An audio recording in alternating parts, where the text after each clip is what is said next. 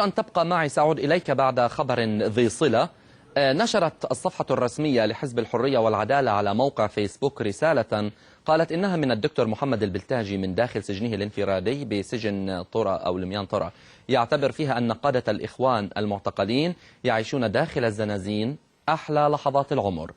البلتاجي وبحسب الموقع رد على ما أشيع عن انتهاكات بحقهم تجرى داخل السجن قائلا: غابهم الحديث عن السكينة والطمأنينة من داخل السجون، فاخترعوا حديث الانتهاكات ليشغلوا أهلنا قلقا علينا على حد وصفه، مؤكدا أنهم يقضون أوقاتهم في الدعاء والصلاة وذكر الله.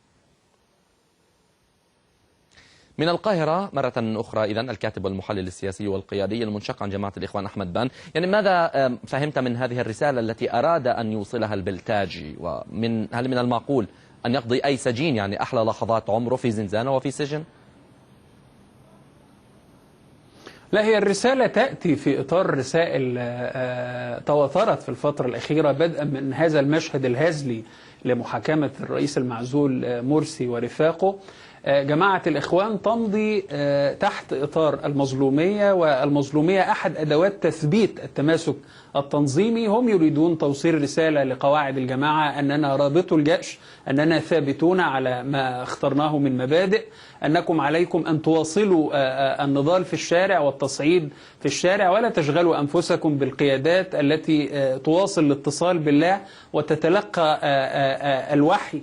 فكرة الرؤى والأحلام وحالة الانفصال عن الواقع تحت وهم أنهم يعيشون شكلا من أشكال المنح الإلهية في هذا الاعتقال الذي يأتي وفقا لتصورهم الفكري شكلا من أشكال التمحيص ورفع الدرجات، بما يجعل فكرة الدخول للسجن أو الاعتقال فكرة مقبولة لدى القواعد، بل وفكرة مستحبة لكي يلتقوا بهذه القيادات ويعيشوا تلك الأجواء.